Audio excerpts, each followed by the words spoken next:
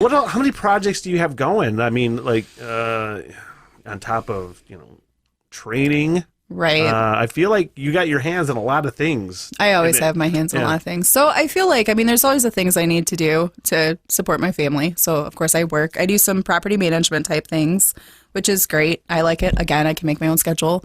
And it's a great industry here in Traverse City area. So I got to pay my bills. But then I also, in November, will be starting back at the homeless shelter, which I absolutely love that job. I reached out to them and said I'm ready when it opens. I love working there. So what do you do when you're working at the shelter? Again, it's something different every day, which is what I can appreciate. So we have kind of a crew of us who just basically like maintain the shelter. So like when they come in, checking them in, making sure they're safe, they're fed, they're warm. That's the end of the day. What our main goal is to make sure that they're provided for and warm. It's during the winter months here in Traverse City, which can be pretty brutal. And then just making sure that they have what they need. What's the homeless shelter? Is it Goodwill Inn? Is that where? That's where they can stay year round. So Safe Harbor is the shelter downtown. So at least in Traverse City, it's fucking bad. Like it's terrible. I don't know what the numbers are like, but like you go past and they have that little encampment just past the Goodwill Inn and Keystone, and it's just like I don't know how many people are staying out there. It seems like a lot though. Yeah. They did some. When I say they. There was a church that was putting it on. I was working for the radio station. I had to interview the pastor. I didn't even realize what it was for necessarily. But the event, and I don't want to talk shit because I have friends that might even see this podcast and that helped put it on. But it was a fundraiser for the homeless to get tarps. And I'm like, we can't do anything better than tarps at this point. Like, I know they need, like, those are things that they probably need and will help in the immediacy, you know? Mm-hmm. But it's just like, is that where we're at? We're just fucking, hey, get them some tarps. Like, I feel like that was a way misplaced fundraiser to me. Like, we could have done something better, you know? Yeah. It's an interesting experience to just experience, like, their basic needs, what they need.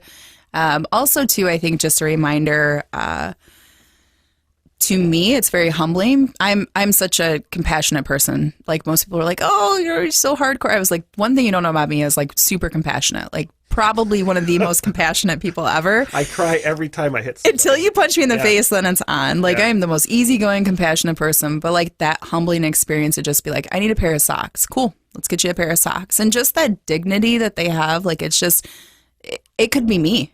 Like, at any point, especially getting divorced, like, that could have been me and my kids. Sure. Like, it could be anybody at any point, at any time in their life. So it's just a nice reminder to be like, hey, and then also not to take pity. Like, it's like, you need something, you know, we have rules, we have expectations. Yeah, we're still going to provide for you, but you're also, you know, there needs to be some level of respect as well. And I don't know, I just love it there. Like, there's one experience I know with a gentleman there. Bless him, for weeks and months. He was just like, oh, my feet hurt. I'm like, cool. If you need help or anything, just let me know. And I was like, those boots haven't come off his feet in a long time. Mm-hmm. And I'm just like, whenever you're ready, you just let me know. He's like, no, I don't let anyone touch my feet. I'm like, I was like, that's cool. Like, you let me know when you change your mind. He's like, no. So much a better person than I am. Everyone's like, I would not do that. I'm like, I get it. And I kept offering, and he's like, no, especially females. Like, no woman touches my feet. I'm like, okay, whatever, dude. So then finally he came to me. He's like, they're hurting. Like, I think I'm ready. I'm like, cool, let's take them off. And I was like, now I understand why nobody touches your feet. You know, but I'm like, and to him, that was such a huge, again, kind of the respect. Like, this is what you have going on. This is the current situation. We can either continue to, you know, just ignore it, or let's take care of it. And then every week he'd come in for his weekly pedicure spa session with me. And I'm like, let's do it. Let's get it done. Like, that to me is just a sense of courtesy and just reminds me of his dignity as a human. Because that's the key word, I think, is dignity. Yeah. I mean, there's got to be so many instances where you feel like you lose it. Oh, my gosh. You know, you feel like you lose it. It feel like it's gone. Yeah. Where the fuck is it? And then, you know, something as simple as... Yeah. It's not simple, though. You know? It's not. It's way more not simple for me. I like the idea of touching a stranger's feet in particular, or in general, is off-putting, to say the least, you know? You really got to be a different kind of person to say that I Amen will to that. do that. And I know nothing. And then I was like, oh, and that makes sense now. I have never let someone touch your feet. I get it. but it's just, it's a little thing. It is a little thing. To me, it was little. I mean, obviously to him, I knew it would mean a lot to him. But it's things like that, or they're, and it's not everybody, but you experience all sorts of walks of life. So again, some substance abuse, some not. Some are they just don't have somewhere to go at night, or it might be a mom that's on the street and her kids are somewhere else, but she doesn't. I mean, there's so many different scenarios that at the end of the day, our task is to keep you warm because we don't want you dead on the streets. Like that, to me, I mean, obviously housing is great and we want to get you to that point and get you where you're stable and you're, feel like you're part of the community and you're contributing. But I think at the end of the day too, basic human needs. That's my humble opinion, but I love it. Basic human needs. Yeah. Mm-hmm. Yeah, just something. I'm sure a lot of the job is something just as simple as just like talking to somebody. Yeah. Talking to somebody like a human rather than, I want to know their story and then empowering them. Like, okay, cool. Like, I'm not going to give you everything you need. I mean, obviously, if you need soap and stuff like that. But at the end of the day, again, it's your choice, like we talked about earlier. It's your choice how you want this to go. So we'll still be open, but if I never see you again, I would love that. If I never see you again until you're not homeless or sober or whatever, have a different way of life, then kudos and we'll meet on the other side somewhere. So it's very humbling. Yeah, so I do that. That's where I'll start again in November. How often are you? Do you invite people at the center to come train? And how often is that? Yeah. So we have had that conversation. I had 2 gentlemen last year who the deal was that if they went to rehab, I would train them when they got back. And one took me up on the offer, and he came back and he trained with me for a month. Yeah? I said, I will buy you a gym membership for a month. Fuck yeah. I will train you for a month. You come back where you're sober. You have to be sober when you see me, and fair enough. And he came back and we trained for a month and he went on along his way and hopefully he's doing well. It's awesome. That was part of my thing. Yeah. I'm like, so that usually comes up. Like once they find out, they're like, ooh, that's fun. I'm like, yeah, but they're like, oh, can you train while we're here? I'm like, no. Like my thing is that, yeah, I'll help you on the outside, but not here when you're not sober or your situation or whatever. That was my deal with 2 of them at least. It worked. So it's fantastic. Yeah, slowly but surely. Yeah. Yeah, so that's kind of in raising 2 girls. Coaching, so I definitely want to do more coaching aspect. I kind of went into the life coaching realm, but it felt really icky to me. That's how well, here's the thing. You say icky. I was going to think icky, but I wasn't going to say it. It was like, but that was how I thought of you. Yes. Was a life coach, most people but do. not icky. Oh, thanks. But Thank not you. the cheesy, like a smarminess to it a lot of times and pretentiousness to it. Oh, my gosh. You got to pick out who's real. Kind of going into the industry, I just had a conversation with someone the other day about this. Like going into the industry, you know that there's going to be those folks. And then I was just really turned off by a lot of it. And I was like, I don't know that I want to associate because, again, I'm kind of a rebel spirit where I'm like, I don't want to be like everyone else. But also, too, to get into that, everyone's like, are you a life coach? I'm like, I don't even like that term because I think it has such a negative connotation to it that it's like, how do I get around that where it's not that icky feeling? Or how do I health and wellness? Come up with your own term. Yeah, that's what I'm kind of like still exploring and going, okay, how do I really kind of make this where it clicks and feels good to me? If anyone would just, obviously if I could buy my RV, get paid to travel and just speak on stages everywhere, I'd be set. Fuck, you're preaching to the choir. Like that's all I want to do because I'm doing this Irish trip in a few years, where I go to Ireland, hike for a year. And that's just feeding the wanderlust that is, I went out west a few years ago, drove out there, and I'm like, I need to fucking be out here. I need to be in Ireland. I got to do the Ireland thing. Have you been to Ireland? No, but there's always been like this romantic vibe with Ireland. Yeah, that's the thing. And I go on my virtual runs through fucking Ireland or wherever it might be. I was there for St. Paddy's Day 2000. Really? Mm-hmm. Yeah. It was pretty epic. I'm going to go Dublin for a year, so nice. I'll leave April 1st.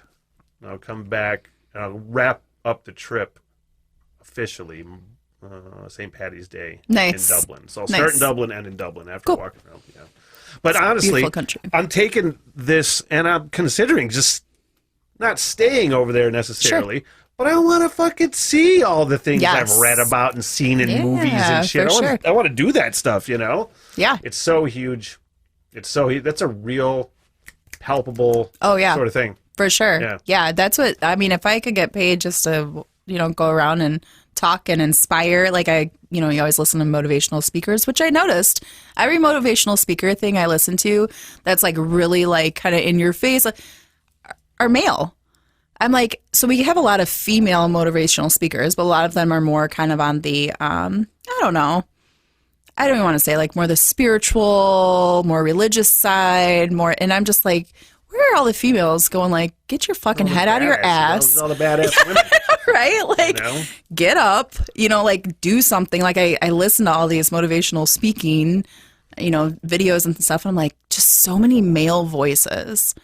I'm like, maybe that's what I'm supposed to do. I don't know. If I could. Have you ever had a podcast or anything? I have considered it. You should. I know. You're a good talker. Because I could talk for days. Yeah, you're a good talker. I have always considered. I think it's more, again, the commitment issues. I think it's like the structure of it kind of gets me like. I'm the master of commitment issues. And if I can fucking do this. If I can do this shit, seriously. Anybody Get over can it, do this. Jaclyn. Say what? You're like, get over it, Jaclyn. No, it's true though. It's true though. Like I have bad commitment issues, and I can tell you, like focusing on this shit every day. Yeah. I've never been able to focus on Interesting. like projects for long. Right. Like, I've really it's next level with this shit. Yeah. So nice. Well, thanks for the inspiration. Yeah. I mean, that's what I do. It's backhanded inspiration. Yeah. Like little did you know. If I can do it. Yeah. Okay. Fair enough. So if you were to do it, like what were you thinking of doing? I always thought of doing similar thing. Like I think for me, we get so inundated with information, obviously, and so many things if we kind of see, and I get this a lot from people, and I think that's why I kind of feel into it, of this idea that it's like so heady and so like unobtainable, and just like, oh, Jaclyn, you're doing fight training, like that's awesome. I'm like, literally, like I'm getting up and working out. I mean, granted, I'm doing something on a completely different level to some people, but some people I'm not. Like I'm just an ordinary mom of two that just wanted a fitness challenge and decided to actually like commit to it. So it's things of that, or like, oh my gosh, you're doing all these awesome things. Like that's, I don't know, it's just a decision every day. So I feel like we kind of miss this boat of ordinary people doing extraordinary things. Yeah. Whether it be raising kids, whether it be starting a business, whether it be, just hustling and doing your thing, doing a podcast. Like, what are all these things that people are doing? I think we kind of forget that we all have kind of a piece of the puzzle. We all have it inside of us to do shit like this. You know what I mean? And that was a real big thing for me. Deciding to leave radio and deciding to just create my own shit. Right. And really committing to doing that is fucking scary. Yeah. It's so scary. I mean, not every day, but I mean, there's still a lot of days I'm like, God, I wish I could. God, I don't think I can do this. Right. I don't think I can do this. But then the ego thing, I fucking have these Facebook pages. I guess Already told people I do it. Yep. I get it.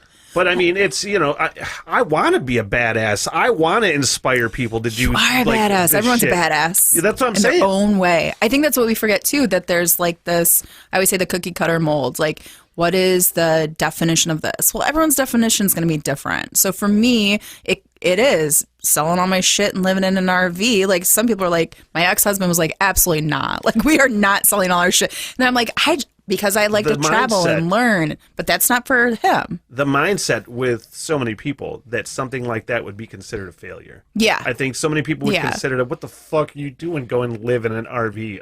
I'm doing whatever the fuck I want. Right. Yeah. And it's nothing skin off their back, so maybe their life looks completely different. I think that's what we forget. It's like we try to fit everyone into this mold.